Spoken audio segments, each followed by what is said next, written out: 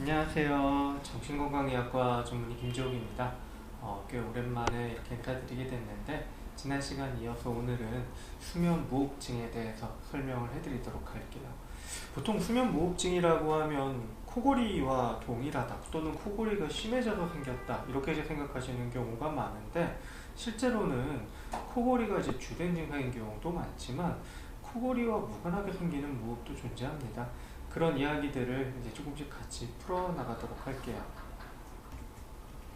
먼저 수면무호흡증은 폐쇄성, 숨을 쉬는 기도가 막혀서 생기는 이제 그런 무호흡과 중추성, 뇌에서 결국 내 의식과 상관없이 숨을 쉬어라 라고 명령을 내려야 되는데 이 명령의 문제 때문에 생기는 무호흡, 이 두 가지 종류가 존재합니다.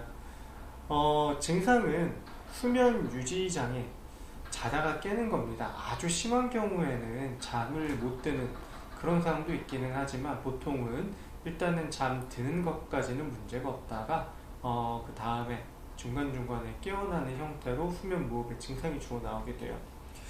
이걸 왜 정신과에서 이야기를 하냐면요, 정신 증상과 수면무호흡이 관련이 되어 있습니다. 대표적인 게 집중력이죠. 저녁에 잠을 못 자면 원래 낮 시간 동안에 각성 그리고 집중력 이 두 가지는 떨어집니다. 그런데 요즘 성인 ADHD가 워낙 대중적으로 이제 인지도가 높아지다 보니까 실제로는 수면 문제인데 집중력 문제로 착각하고 오시는 경우가 제법 있으세요. 그런 분들을 이제 QEEG 뇌파를 찍게 되면 수면 관련된 뇌파들이 나오게 되면서 수면 검사를 해보면 실제로 수면의 문제가 집중력의 문제로 오해해서 오시거나 또는 성인 ADHD도 있고 또 수면 무호흡도 있는 그 두 가지가 이제 동시에 있는 경우도 요즘에는 제법 많이 발견이 되고 있습니다.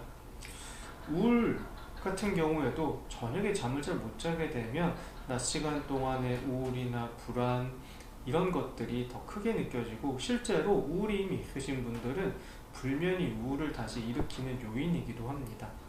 마지막으로 기억력입니다.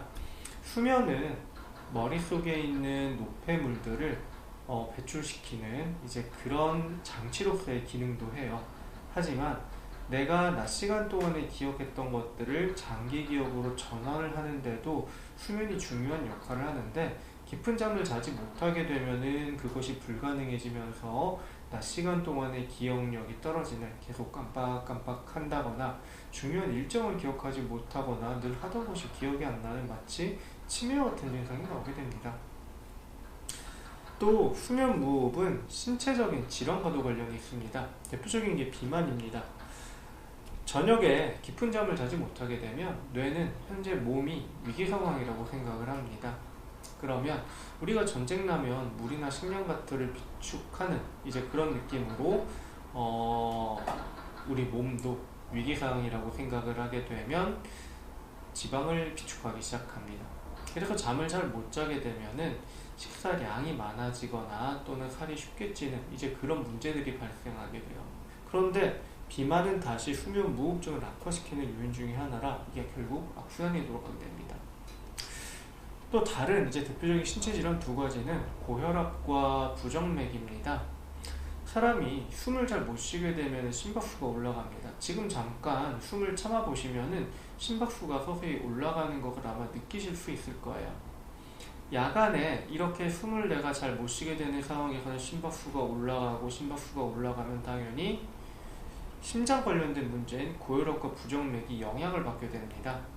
그래서 내가 고혈압 약을 먹을 정도는 아닌데 고혈압 전 단계로 운동도 하고 식단도 조절하고 다 무난한데 이상하게 계속 고혈압 전 단계다, 또는 고혈압 약을 이미 복용하고 있는데 조절이 잘 안 된다, 또는 부정맥이 있다고 하는데 치료할 정도는 아니라고 하는데 나는 불편하다 하시는 분들은 검사를 해보시면 수면 무호흡으로 인해서 혈압 조절의 어려움이나 또는 고혈압 전 단계로 진행이 되거나 또는 부정맥 증상이 악화되는 상황들을 발견하실 수 있어요. 자, 그러면 폐쇄성 수면 무호흡 이것이 어떤 식으로 이제 증상이 나오는지 오늘 잠깐 얘기를 해볼 텐데요. 먼저 정의는 잠깐 숨을 안 쉬었다고 해서 그것을 무호흡이라 하지 않습니다. 10초 이상 숨을 못 쉬는 상태가 반복적으로 나타나요. 그래서 하루에 7시간 주무시는데 10초씩 숨을 못 쉬는 시간을 전체 다 더하면 보통 수면무호흡증 같은 경우는 뭐 적어도 20분, 30분 이상 하루 저녁에 숨을 안 쉬는 구간이 발생하게 됩니다.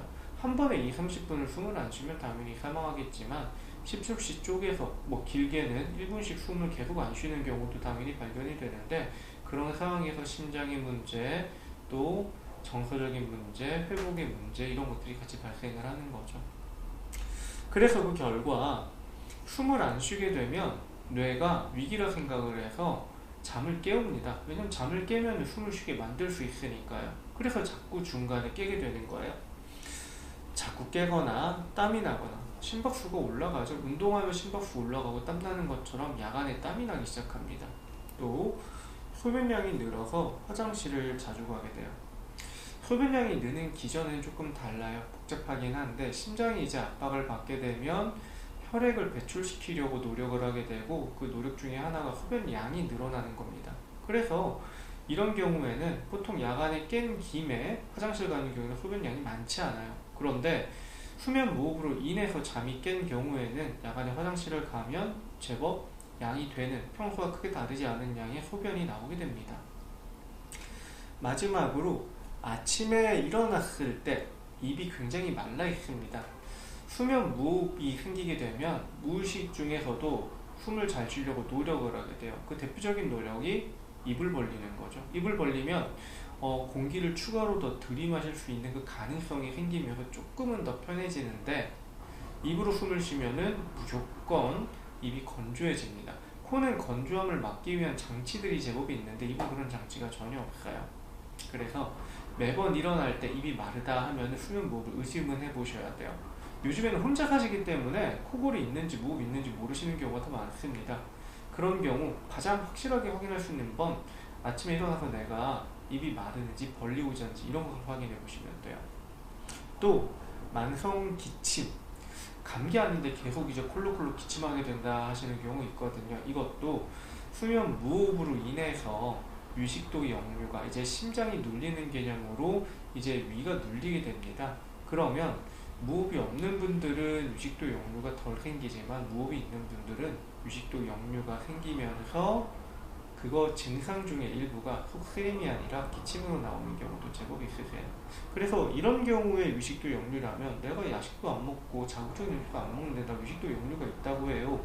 건강검진에서 나 정말 다 괜찮은데 유식도 역류만 나왔어요 하시는 분들은 수면에 문제가 있다면, 중간에 깨거나 입을 벌리고 잔다면 무호흡 가능성을 확인을 해보셔야 합니다.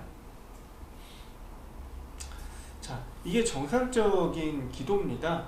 야간에는 주로 코로 들이마시고 이것이 이제 입천장 뒤쪽에 있는 기도를 지나서 목구멍으로 넘어가서 이 아래에 있는 폐로 전달이 되는 거죠. 이렇게 원래 숨을 쉬어야 되는데, 만성 비염으로 코가 막혀서 코로 공기가 들어가지 못하면 효율이 떨어지는 입으로 호흡을 하게 되고, 그러면 실제로 필요한 공기보다 적은 양의 공기가 폐로 전달이 됩니다.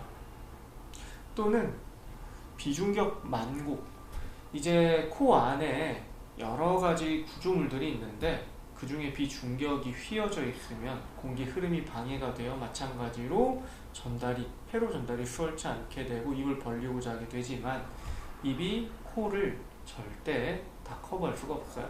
그렇기 때문에 마찬가지로 산소 공급이 부족한 상태가 됩니다. 또는 입천장이 굉장히 특이하신 분들이 있거든요. 입천장이 봉긋 위로 솟아 있는 그런 분들은 이 입천장이 위로 솟으면 결국 코 쪽이 좁아지기 때문에 마찬가지로 코로 호흡을 못해서 산소 공급이 줄어들게 되고요. 이 부분, 혀 아래에 상당히 많은 근육 그리고 연조직이 있습니다. 체중이 많이 늘어나시게 되는 경우에는 여기도 지방이 많이 늘어나게 돼서 바른 자세로 눕게 되면은 그게 눌러서 기도를 막아버리는 상황이 생기게 돼요. 이게 주로 비만으로 인한 수면 무호흡입니다. 또는 유산소 운동을 너무 안 하시게 되는 경우에는 유산소 운동을 통해서 입과 상기도에 있는 근육들이 강화가 돼야 되는데 그게 강화가 안 되면 이것들이 무겁지는 않아도 축 처지면서 막아요. 요즘 젊은 여성분들 유산소 없이 다이어트 하시면서 뜬금없이 수면 무호흡 생기시는 경우 굉장히 많습니다. 이런 상황 때문이에요. 아동 청소년들 같은 경우에는 편도 정말 큰 사람들 많습니다. 편도가 너무 커서 입을 벌렸을 때 목구멍이 안 보이고 편도만 보이는 경우도 있거든요. 이런 경우는 수술 권유합니다. 저도 확인해보고 보통은 이제 집중력 문제 때문에 왔는데 수면에 문제가 있다면 입 벌리기 해서 입안을 한번 봅니다. 근데 편도가 너무 크다 하면은 이거 이비인후과 가서 진료 좀 받아보세요 라고 제가 얘기를 해요. 이건 정상적으로도 아래턱이 뒤로 조금 밀려있는 분들이 있습니다. 그런데 마찬가지로 아래턱이 뒤로 밀리게 되면 기도가 좁아지기 때문에 아래턱이 안쪽으로 들어가 있는 분들은 수면 무호흡이 체중과 상관없이 생기는 경우가 제법 많으세요. 사실 이것보다 더 흔한 경우는 양악 수술입니다. 양악 수술 동의서에 보시면은 수면 무호흡이 올 수 있다고 아마 적혀 있을 거예요. 그 경고사항 다 적혀 있잖아요. 그게 그 기전입니다. 앞으로 나와 있는 턱을 보통 안으로 밀어 넣으시죠. 이걸 밀어 넣게 되면 턱은 밀어 넣어져서 얼굴은 갸름해지고 턱이 안쪽으로 들어가니 이뻐 보이는데 이제 이 뒤에 있는 구조물들이 같이 뒤로 밀리게 되면서 기도가 좁아지게 되고, 그래서 양 수술 이후에 코골이가 생겼다, 나 저녁에 잠 못 잔다, 집중력이 떨어진다 하시는 경우에는 수면 무호흡, 폐쇄성 수면 무호흡이 있는 경우가 굉장히 많습니다. 그래서 원래 폐쇄성 수면 무호흡증은 체중이 많이 늘어난 술 좋아하는 아저씨들의 질환 정도의 느낌이었는데 최근에는 그 성인 ADHD 진료를 하다가 그렇지 않은 케이스를 워낙 많이 발견하게 됐어요. 그래서 생각보다 어린 젊은 여성분들, 특히 체중이 많이 나가지 않는 그런 분들이 수면 무호흡을 진단받으시고 그 진단 이후에 실제로 개선이 되는 것들을 많이 느끼십니다. 이건 간단한 예시입니다. 자다가 숨을 못 쉬어가 어떤 느낌인지 보여드리기 위해서 예시를 가지고 왔어요. 먼저 11시에 이불 속으로 들어가서 11시 반에 잠이 들었습니다. 나쁘지 않죠? 그 다음에 수면 검사를 해보면 40분쯤, 10분쯤이 지나면은 각성에서 1단계로, 1단계에서 다시 2단계, 3단계 점점 깊어지는 수면까지는 무난하게 돌입이 되는 거예요. 그런데 잠이 깊어지게 되면 근육이 이완됩니다. 그러면 아까 그림으로 보여드렸던 혀 아래에 있는 근육과 연조직이 기도를 누르기 시작하면서 기도가 좁아지고요. 기도가 좁아지니 수면 무호흡이 발생하게 됩니다. 산소 공급이 줄어면 뇌는 각성을 시켜요. 야, 너 빨리 숨 쉬어야 돼 하고 잠을 깨우게 되고, 그렇게 잠을 깨우면 아까 3단계까지 들어갔던 수면이 다시 2단계, 1단계, 심한 경우에는 각성, 깨게 되면은 내가 이제 눈치채는 거죠. 나 자다 깼다. 그런 식으로 이제 얕아지는 거예요. 동시에 공기가 이제 공급이 안 되다 보니까 심장 박동수는 올라갑니다. 혈액에 남아있는 여분의 공기로 뇌나 다른 장기를 살리기 위해서 심장이 빨리 뛰기 시작하는 거예요. 그러면 산소 포화도가 이제 낮아져 있는 것을 보완하려고 이제 노력을 하게 되는 거고, 그게 보완이 안 되면 결국 산소 포화도도 떨어집니다. 현재 우리가 깨어있는 상황에서는 산소 포화도가 99%, 100%가 나오는데 수면 무호흡증 진단받으신 분들은 그게 거의 85 또는 그 이하로 떨어져 있으세요. 그 차이만큼 조직은 손상을 받게 되는 거죠. 또 수면 무호흡으로 인해서 심장, 위 압박이 증가하게 됩니다. 왜냐면은 숨을 못 쉰다의 의미가 안 들어온다도 있지만 못 나간다도 있거든요. 폐가 줄어드는 상황에서 위나 심장이 받는, 폐로 인해서 받는 압박이 줄어드는데 폐가 애매모호하게 빵빵한 상태를 유지하다 보니까 위나 심장 입장에서는 계속 그 압력을 받는 거예요. 그래서 심장이 착각합니다. 지금 혈액량이 너무 많아서 내가 이렇게 압박을 받나? 안에서 이제 혈액 때문에 압박을 받는 걸로 착각을 해서 혈액을 내보내야겠다. 그 혈액을 내보내는 방법이 소변량 증가. 그래서 아까도 말씀드렸죠. 소변량이 조금 나오는 게 아니에요. 저녁에 자다 깨서 화장실 가는데 소변량이 충분히 많이 나온다, 낮에 보는 것 같다 하면은 수면 무호흡 가능성을 생각을 해야 되고, 위 역시 잘 때도 위액이 나오거든요. 그런데 압박이 있으면 위액이 짜서 이동을 하는데, 이동을 하는 곳이 보통은 다 식도입니다. 그래서 위식도 역류가 발생하게 되고 역류한 위액이 이제 성대까지 도달하게 된다. 그러면은 그게 간질간질 자극을 해서 계속 마른 기침이 나오게 되는 이제 그런 방식인 겁니다. 이렇게 야간에 완전히 깨지는 않거나 한두 번 정도 깨면서 고생을 하고 7시에 일어났어요. 그러면 아까 우리 11시 반에 자고 7시에 기상이면은 총 수면 시간은 7시간 반입니다. 충분한 시간을 잤어요. 그런데 내가 깊은 잠, 2단계, 3단계 잠에 머무르는 게 아니라 계속 2단계, 1단계 각성 왔다 갔다 하고 중간에 화장실도 가야 되고 기침도 하면서 깊은 잠을 못 자고 뇌 입장에서는 회복이 하나도 안 되는 거죠. 그러면 먼저 저산후혈증으로 인한 두통, 그리고 얕은 수면으로 인한, 이것은 이제 정신과 증상들이죠. 피로감, 기억력 문제, 집중력 문제가 발생하게 되고, 심장 쪽으로는 심장이 야간에 계속 뛰어요. 달리기 하는 것처럼 계속 뛰어요. 자면서 달린 거예요. 그러면 이로 인한 피로감이 더 누적이 되고 심장으로 문제로 인한 혈압과 부정맥이 또 같이 생기게 됩니다. 동시에 구강호흡, 입으로 계속 호흡을 했죠. 그러면 입마름 증상이 있고 입마름 증상과 구취, 이제 입냄새는 보통 같이 갑니다. 그래서 오늘은 이렇게 폐쇄성 수면 무호흡증에 대해서 전반적인 것들을 좀 설명해 드렸어요. 수면 문제를 정신과에서 왜 보는 거냐라고 조금 의아하시는 경우도 있습니다. 그런데 수면은 모든 정신 증상과 연결되어 있고 최근에 특히 집중력 문제 또 비만 관련된 문제와 연결이 되어 있기 때문에 이것을 같이 보셔야 전반적인 것들이 다 같이 개선이 돼요. 그러면 오늘 이렇게 강의는 마무리하도록 하겠습니다. 감사합니다.